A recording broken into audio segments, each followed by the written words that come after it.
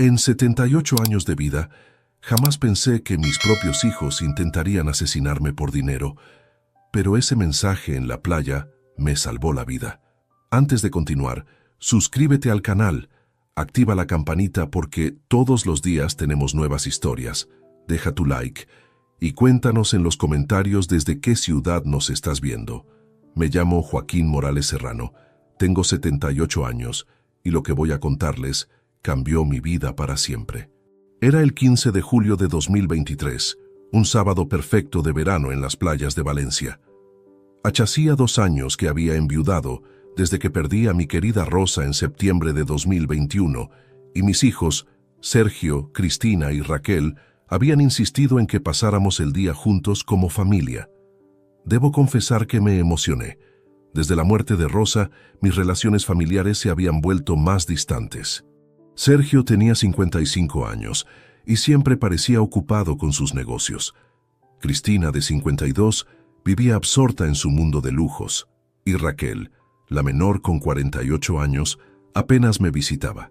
Pero ese día parecían diferentes, más atentos, más cariñosos. Estábamos instalados bajo una sombrilla azul, cerca del chiringuito El Mediterráneo.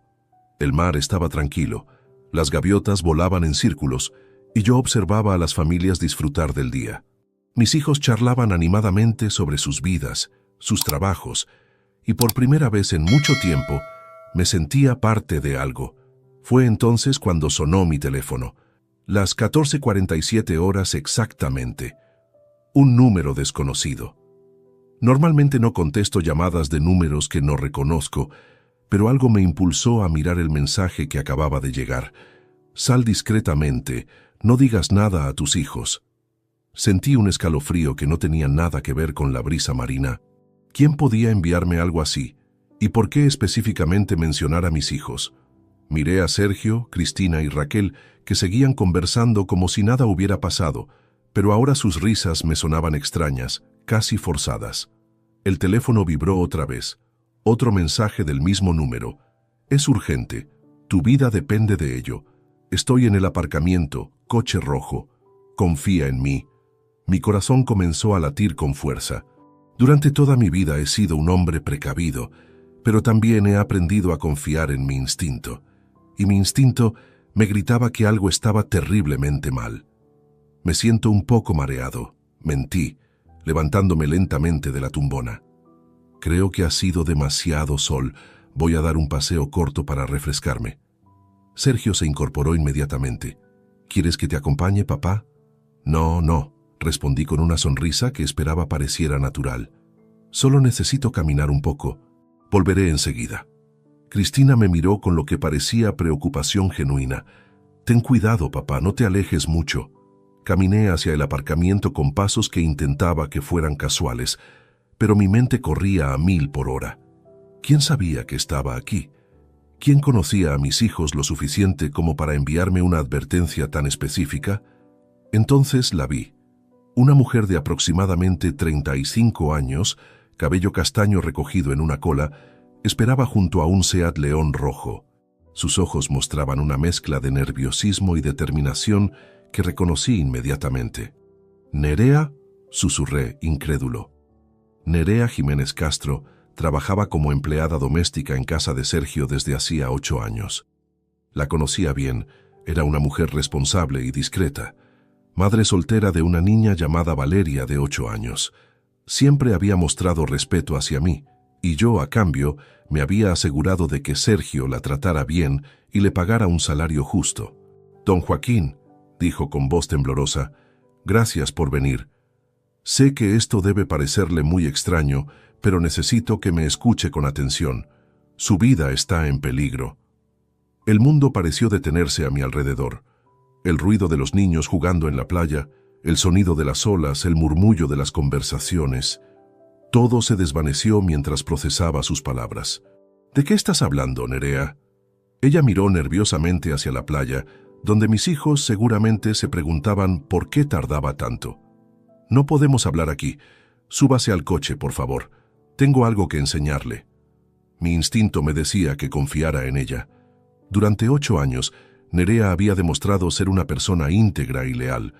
Si se arriesgaba tanto para advertirme de algo, tenía que ser grave. Me subí al asiento del pasajero y ella arrancó inmediatamente. «Don Joaquín», comenzó mientras manejaba hacia una zona más tranquila, «lo que voy a decirle va a ser muy difícil de creer, pero sus hijos están planeando hacerle daño». Las palabras de Nerea resonaron en mi cabeza como campanas de alarma.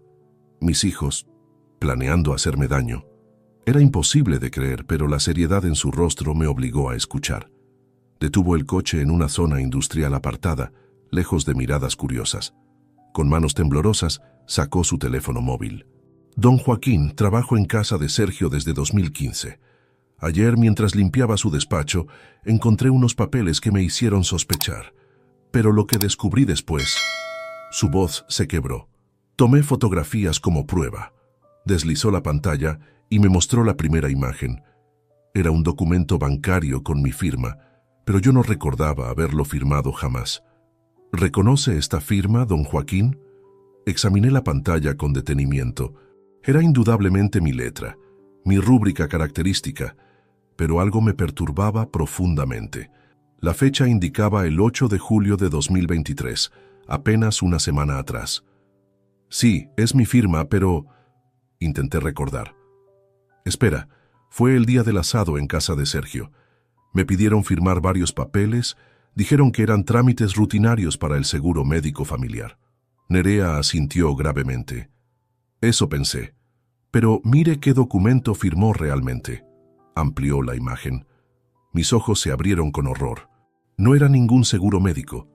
Era una autorización de transferencia bancaria por 950.000 euros, toda mi fortuna, los ahorros de una vida entera de trabajo honesto. «Esto no puede ser real», murmuré, sintiendo cómo la sangre se helaba en mis venas. «Hay más», continuó Nerea mostrándome otra fotografía. Esta vez era un poder notarial que me otorgaba poderes absolutos sobre mis bienes a Sergio. Y esto, la tercera imagen, me dejó sin respiración. Era un borrador de testamento, claramente falsificado, donde legaba todo mi patrimonio a mis 3 hijos, eliminando cualquier donación caritativa que había planificado hacer a la parroquia. Pero, ¿cómo es posible? Yo estaba consciente cuando firmé. Recuerdo perfectamente ese día. Nerea me miró con compasión mezclada con urgencia. «Don Joaquín, ¿recuerda sentirse extraño después de comer? Mareos, confusión, somnolencia». Un escalofrío recorrió mi columna vertebral. Efectivamente, recordaba haber sentido un cansancio inusual esa tarde. Había atribuido el malestar al calor y a mi edad, pero ahora pensé que era el vino, admití débilmente. «Encontré esto en la cocina de Sergio», dijo, mostrándome otra foto. Era un frasco pequeño con etiqueta médica. Bromazepam 6 miligramos. También había restos de un líquido incoloro que desconocía. Mi mente trabajaba febrilmente conectando los puntos. El almuerzo familiar tan insistente, mi extraña somnolencia, los documentos que firmé sin leer completamente porque confiaba en mi familia, me drogaron, susurré, más para mí mismo que para ella. «Eso creo. Sí, pero lo peor aún está por venir». Nerea respiró profundamente antes de continuar. «Ayer por la noche, mientras recogía los platos después de cenar, escuché una conversación telefónica de Sergio. Hablaba con alguien sobre una deuda muy grande, don Joaquín. Mencionó la cantidad de 380.000 euros. La cifra me impactó como un puñetazo. Era una fortuna que ninguno de mis hijos podría reunir con sus ingresos regulares. Sergio parecía desesperado. Le decía a la persona al teléfono que el viejo problema se resolvería pronto, que tenía acceso a los fondos necesarios. Cuando mencionó su nombre, don Joaquín, supe que tenía que advertirle. «¿A quién le deben tanto dinero?» No estoy completamente segura, pero escuché mencionar nombres que me dieron miedo. Gente del barrio de Vallecas involucrada en préstamos ilegales. Sergio repitió varias veces el nombre Miguel el Navaja. Conocía esa reputación. Valencia tenía sus zonas peligrosas, y los usureros sin escrúpulos eran una realidad que prefería ignorar. Pero ahora esa realidad había alcanzado a mi propia familia. Pero si ya tienen acceso a mi dinero con esos documentos falsificados, ¿Por qué necesitan? Nerea me interrumpió con expresión grave. Porque hay un problema, don Joaquín. Los bancos están siendo más cautelosos con transferencias grandes de personas mayores. Necesitan que usted esté presente, consciente, y ratifique personalmente operaciones superiores a 100.000 euros. Entonces comprendí la magnitud del peligro. No bastaba con haberme drogado una vez para obtener mi firma. Necesitaban mantenerme bajo control, manipulable, quizás permanentemente incapacitado para tomar decisiones independientes. «Hay algo más que debes saber», añadió Nerea con voz apenas audible. «Esta mañana temprano, antes de que salieran hacia la playa, escuché a Cristina hablando por teléfono con alguien. Mencionó algo sobre un plan B en caso de que usted se volviera problemático». «¿Plan B?» No pude escuchar todo claramente, pero mencionó palabras como accidente, escaleras de casa y gerencia rápida.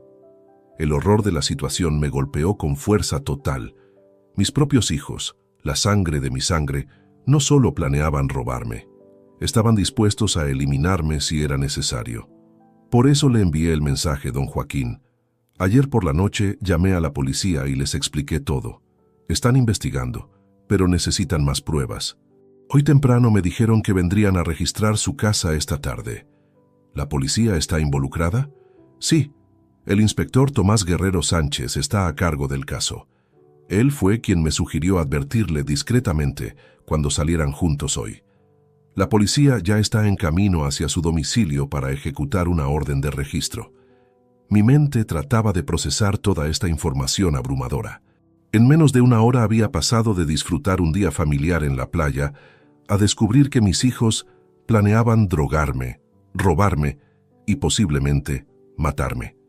¿Qué hacemos ahora, Nerea? Tenemos que ir directamente a comisaría. El inspector Guerrero quiere tomarle declaración y hacerle análisis de sangre para comprobar si aún quedan restos de las drogas que le administraron la semana pasada. Sentí una mezcla de gratitud y terror. Gratitud hacia esta mujer valiente que había arriesgado todo para salvarme, y terror por la traición inconcebible de mis propios hijos. Gracias, Nerea. No sé cómo pagarte lo que has hecho por mí. Ella me miró con determinación. Usted siempre me trató con respeto y dignidad, don Joaquín. Jamás podría permitir que le hicieran daño. Mientras nos dirigíamos hacia la comisaría, una pregunta me martillaba la mente. ¿Cómo había llegado mi familia a este punto de desesperación? Y sobre todo, ¿qué más estaba dispuesta a hacer para obtener mi dinero? El trayecto hacia la comisaría de Policía Nacional duró apenas 15 minutos, pero se sintió como una eternidad. Nerea conducía con nerviosismo evidente, revisando constantemente los espejos retrovisores, mientras yo intentaba asimilar la dimensión real de la conspiración contra mí. «Don Joaquín», dijo rompiendo el silencio tenso, «hay detalles adicionales que debe conocer antes de hablar con el inspector Guerrero. Lo que descubrí es mucho más complejo de lo que imaginé inicialmente». Aparcó en una calle lateral cerca de la comisaría y se giró hacia mí con expresión preocupada. Anoche, después de escuchar esa conversación telefónica de Sergio, decidí investigar más. Esperé hasta que todos durmieran y revisé su despacho minuciosamente. Encontré una carpeta oculta detrás de unos libros. Sacó nuevamente su teléfono y me mostró fotografías de documentos que me helaron la sangre. Eran facturas de compras extravagantes, un Mercedes-Benz último modelo por 95.000 euros a nombre de Sergio, joyas de lujo para Cristina por valor de 45.000 euros y un apartamento en la costa que Raquel había adquirido recientemente por 180.000 euros. Ninguno de sus hijos tiene ingresos suficientes para costear esto, explicó Nerea. Sergio gana aproximadamente 3.500 euros mensuales en su trabajo de consultoría, Cristina recibe unos 2.800 como administrativa y Raquel apenas 2.200 en su empleo de medio tiempo. Es imposible que pudieran permitirse semejante nivel de vida. La matemática era aplastante. Entre los tres no superaban los 9. 0 euros mensuales, cantidad insuficiente para mantener los lujos que evidentemente habían estado disfrutando. ¿Cómo financiaron todo esto entonces? Esa es la parte más aterradora, don Joaquín. Encontré contratos de préstamos privados firmados con prestamistas ilegales. Los términos son brutales. Intereses del 15% mensual, garantías personales que incluyen amenazas físicas y plazos de devolución imposibles de cumplir. Me mostró fotocopias de esos contratos.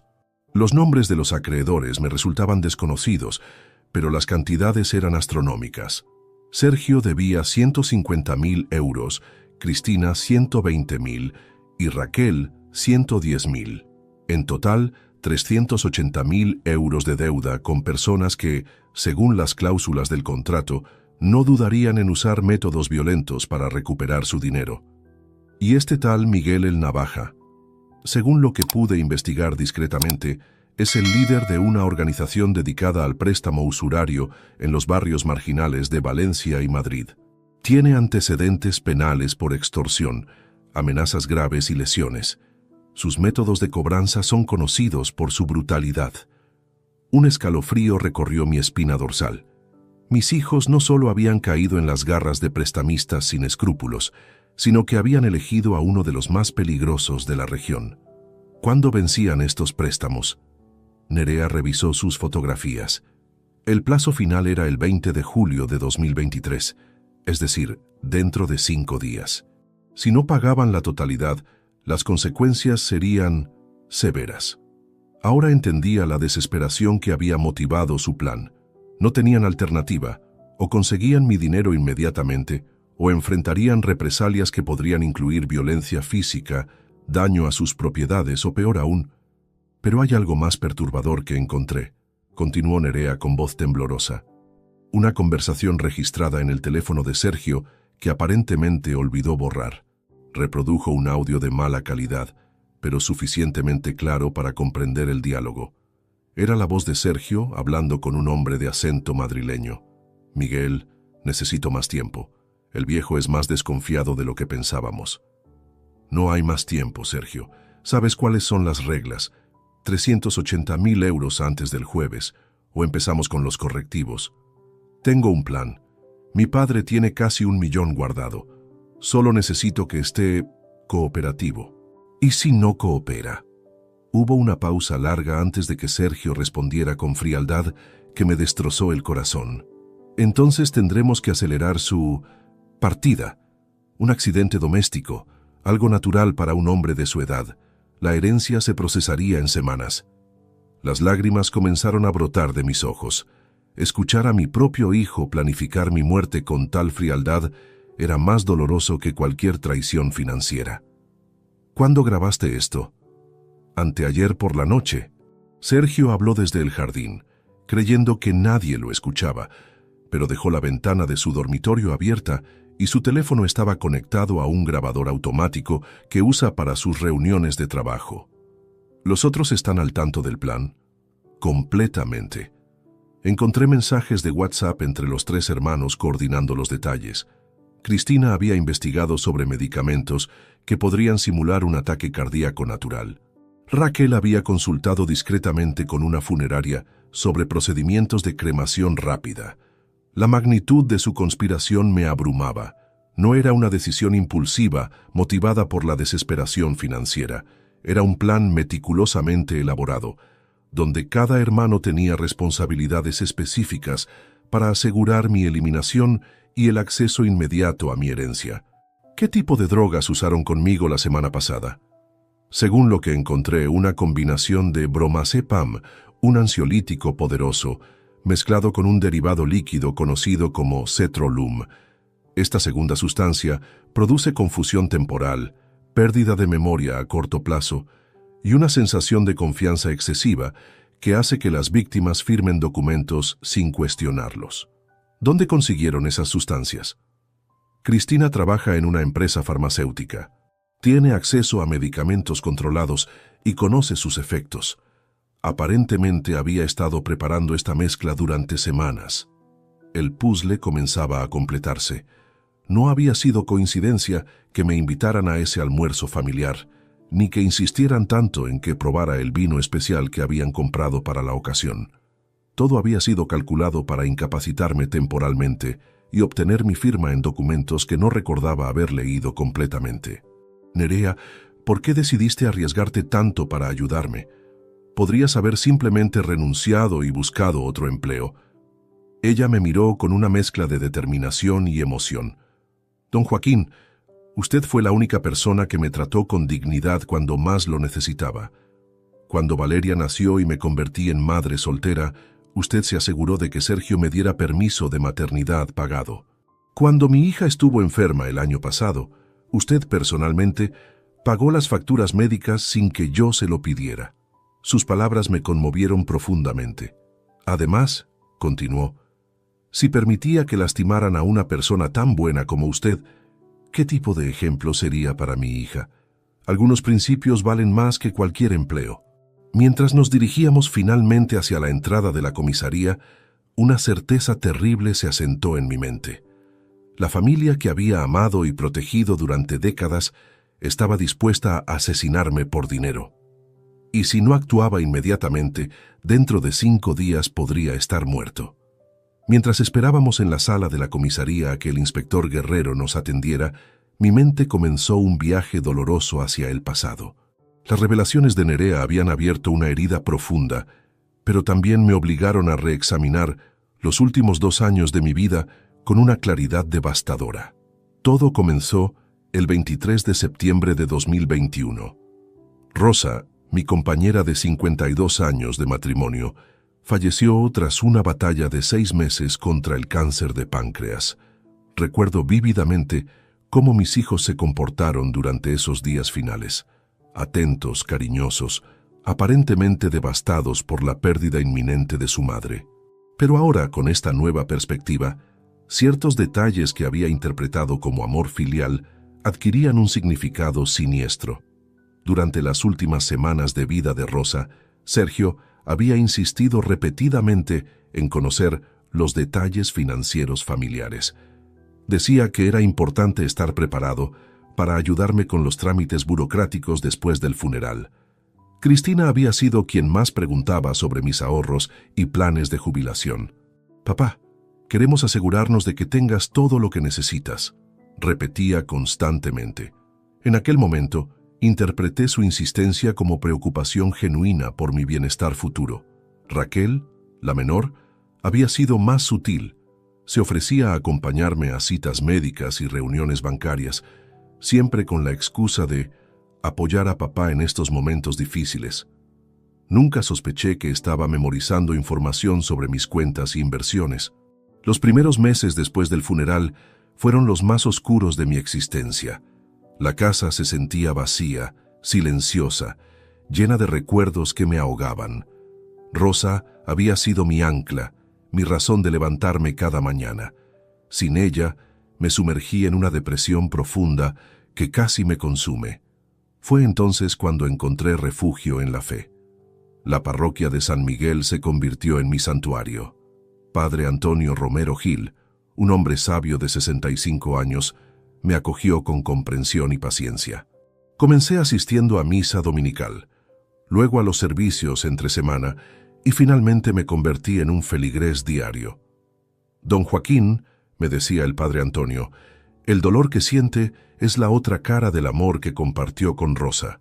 No huya de él, acéptelo como parte de su conexión eterna con ella».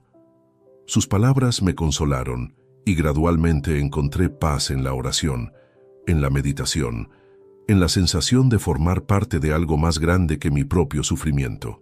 La iglesia me dio estructura cuando mi vida carecía de propósito, y comunidad cuando la soledad amenazaba con destruirme.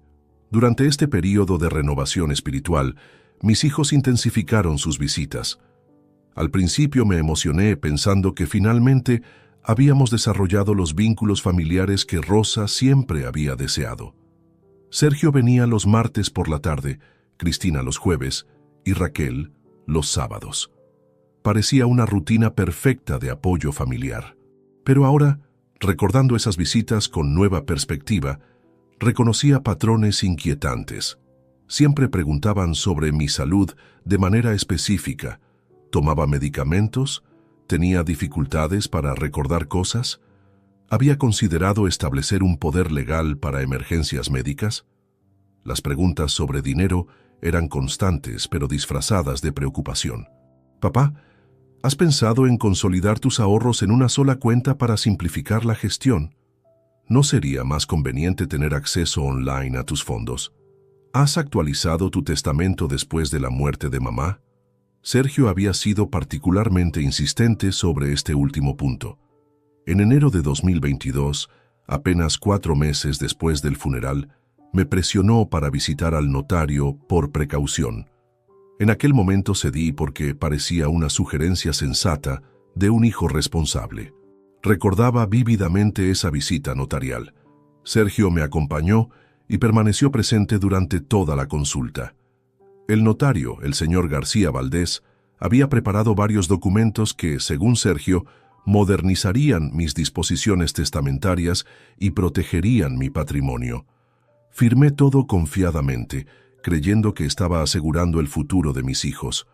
Pero ahora me preguntaba qué documentos adicionales podrían haber incluido entre esos papeles. ¿Habría firmado poderes notariales sin darme cuenta? ¿Autorizaciones bancarias ocultas entre cláusulas testamentarias legítimas? Cristina había adoptado una estrategia diferente, pero igualmente efectiva.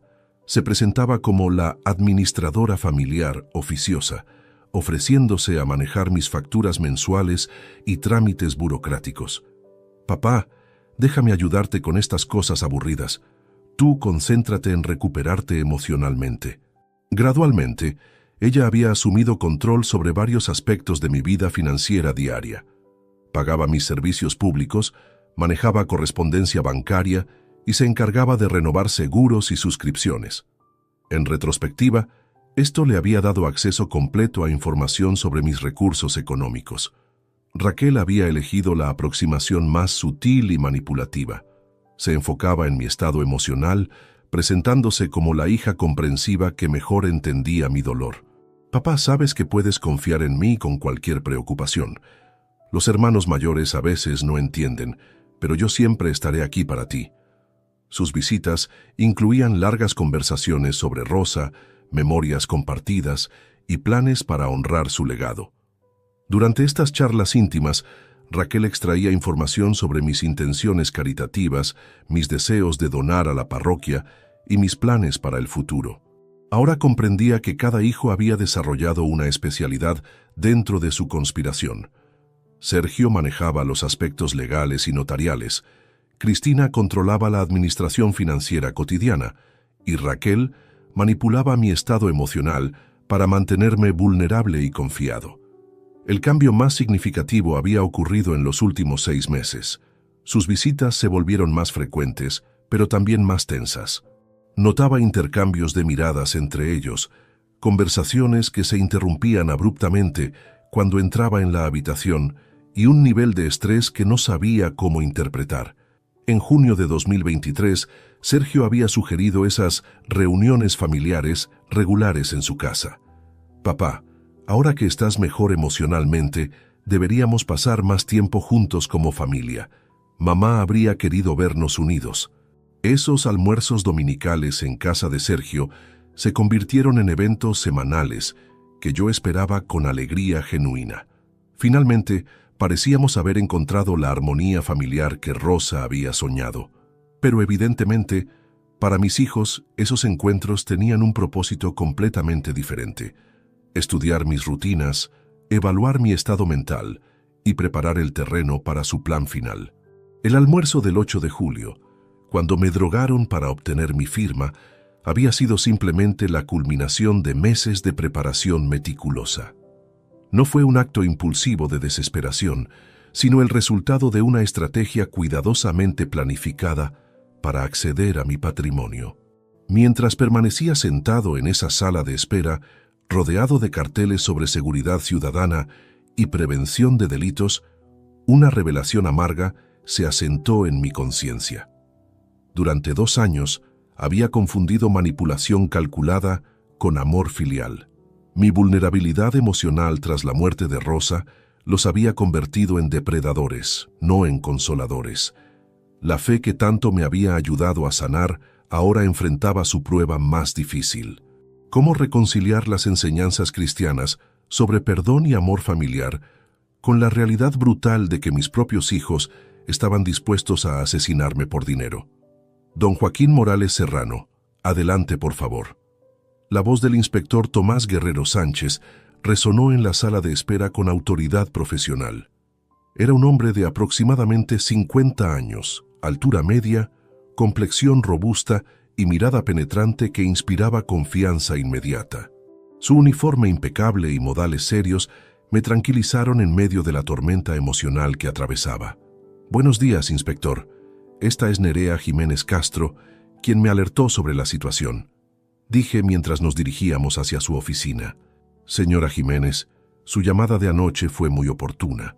Hemos estado trabajando intensamente desde entonces para verificar la información que nos proporcionó, respondió el inspector mientras nos invitaba a sentarnos frente a su escritorio lleno de expedientes y documentos. La oficina era austera pero eficiente. Paredes blancas decoradas únicamente con certificados policiales, un mapa detallado de Valencia y fotografías oficiales del rey y autoridades autonómicas. 2 computadoras funcionaban simultáneamente, mostrando bases de datos que no alcanzaba a distinguir desde mi posición. Don Joaquín, antes de proceder con su declaración formal, necesitamos realizarle análisis médicos urgentes. Nuestro equipo forense requiere muestras sanguíneas y capilares para detectar posibles residuos de sustancias que puedan haber sido administradas sin su consentimiento. ¿Aún es posible detectar algo después de una semana?, pregunté con inquietud. Dependiendo de las sustancias utilizadas, sí. El bromazepam puede permanecer detectable en sangre durante 3-7 días y ciertos metabolitos persisten en cabello hasta 3 meses. Si realmente le suministraron la combinación que describe la señora Jiménez, encontraremos evidencia. Un técnico forense ingresó portando un maletín médico profesional. El procedimiento fue rápido pero minucioso. Extracción sanguínea, muestras capilares y un examen físico básico para evaluar mi estado general de salud. Durante el proceso, el inspector continuó explicándome los pasos legales que seguirían. Basándonos en las pruebas fotográficas que nos proporcionó la señora Jiménez, obtuvimos una orden judicial para intervenir las comunicaciones de sus hijos y registrar sus domicilios. El operativo comenzó hace 2 horas. ¿Ya están en mi casa? Efectivamente. Un equipo especializado está ejecutando registros simultáneos en las residencias de Sergio, Cristina y Raquel. También hemos solicitado al Banco Santander congelamiento preventivo de todas sus cuentas para evitar transferencias no autorizadas mientras se desarrolla la investigación. La eficiencia policial me sorprendió gratamente. En menos de 24 horas desde la llamada de Nerea, habían organizado una operación compleja que protegía mis intereses y buscaba evidencia adicional contra mis hijos. Inspector, ¿qué sucederá cuando mis hijos regresen de la playa y descubran el registro? Hemos coordinado la operación para que coincida con su ausencia. Nuestros agentes tienen órdenes de completar el registro antes de que retornen. Sin embargo, necesitamos su cooperación para una fase crucial del plan. Guerrero se inclinó hacia adelante, adoptando una postura más confidencial. Don Joaquín, queremos organizar una operación controlada que nos permita obtener confesiones directas de sus hijos. Las pruebas documentales son sólidas, pero testimonios grabados fortalecerían considerablemente el caso judicial. ¿Qué tipo de operación? Necesitaríamos que regrese a casa de Sergio esta noche, aparentando normalidad, pero portando dispositivos de grabación ocultos. Si conseguimos que admitan verbalmente el plan, tendremos evidencia irrefutable de conspiración para cometer fraude y posiblemente homicidio premeditado. La propuesta me aterrorizó. Regresar voluntariamente al lugar donde mis propios hijos habían planeado drogarme nuevamente, sabiendo que estaban desesperados y que el plazo de sus deudas vencía en días, parecía extremadamente peligroso. No hay alternativas menos arriesgadas. Comprendo su preocupación, pero consideremos la situación legal actual, explicó el inspector consultando sus notas. Tenemos evidencia documental de falsificación, fotografías de sustancias controladas y grabaciones telefónicas comprometedoras. Sin embargo, Un abogado competente podría argumentar que usted firmó esos documentos conscientemente, que las medicinas son de uso médico legítimo y que las conversaciones grabadas son interpretables de múltiples maneras. Nerea, quien había permanecido silenciosa durante la conversación, intervino con determinación. Don Joaquín, yo estaré allí para protegerlo. Puedo asegurarme de que no consuma nada que ellos le ofrezcan y mantener comunicación constante con la policía.